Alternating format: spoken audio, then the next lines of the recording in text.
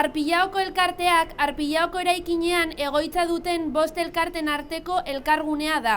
Danontzat Gaztetxea, Arkote Arraun taldea, Plentzia Piraguismo taldea, Plentzia Traineru Baltza Arraun kluba eta Anbar elkartea. Komunikatu honen bidez, Plentziako udalak Arpillaoko eraikinarekin egindako kudeaketa negargarria salatu nahi dugu. 2020ko abenduaren 22an, asteartean, Plentziako udalak elkarten egoitzetako ateetan jarritako kartelen bidez jakin genuen lokalak berehala itxi behar genituela, gure jarduerak etetera derrigortuz. Itxieraren arrazoia eraikinaren egoera kaskarra da. Ulertzen dugu eraikinean jarraitzeak arriskua duela. Hala ere, ulergaitza zaigu eta ezin dugu onartu Plentziako udalak honen inguruan egindako kudeaketa. Batez ere, hurrengo gaia kontuan izan da. Lehena, martxoan kartel batekin COVID-19aren ondoriozko itxiera jakinarazi ziguten. Bigarrena, COVID-19aren neurriak arindu zirenean, protokoloak eta desinfekzioak egunean izatea exigitu ziguten. Hirugarrena, protokoloak landu eta desinfekzioak egin genituen, batzuentzako oso garestia izan zena. Hala eta guztiz ere, gurekin komunikazioa eten eta ez genuen zabaltzeko baiezko ofizialik jaso. Laugarrena, Arpillaoko elkarteak eratzen dugun 5 elkartetatik 3 lokalaren kontzesioa 2020an zehar amaitzen zen. Amaitze dataren aurretik, kaltetutako elkarteak Plentziako udalarekin harremanetan jarri ziren, lagapena luzatzeko asmoz.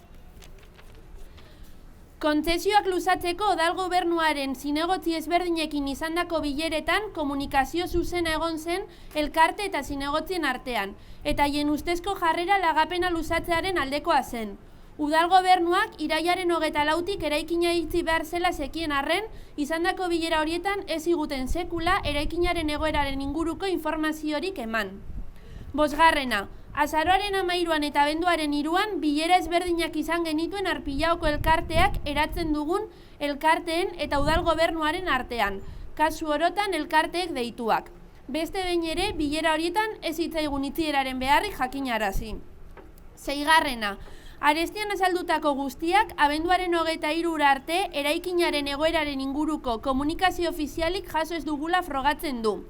Abenduako 23ko bileraren irakurketa orokor gisa, esan genezako Udal Gobernuak ez duela udalaren arazotzat jotzen Arpillaoko elkarteak bizi duen egoera, ez baitigute inolako irtenbiderik eman.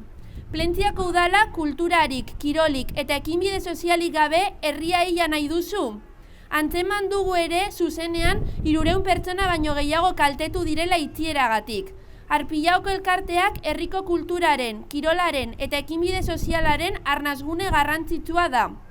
Antolaturik gaude, 5 elkarteak elkarrekin goaz, eta gure jarduerarekin jarraitzeko berehalako irtenbidea eskatzen dugu. Proposamen ezberdinak aurkeztu dizkizuegu. Orain zuen txanda da, erantzuna, komunikazioa eta emaitzak exigitzen ditugu. Hurrengo igandean 11:30 Arpillaotik abiatuko den manifestaziora bat egita eskatzen dizuegu. Arpillao aurrera, elkarte eta eragilerik gabe, herria hilda.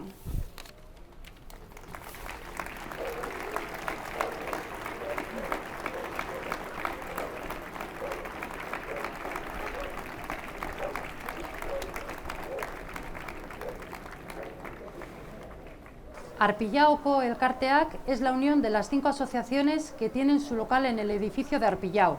Danontzat Gaztetxea, Arkote Arraun taldea, Plentzia Piraguismo taldea, Plentzia Traineru Baltza Arraun kluba y Anbar elkartea. Mediante este comunicado, Arpillaoko elkarteak quiere denunciar la nefasta gestión por parte del Ayuntamiento de Plentzia con respecto al edificio de Arpillao.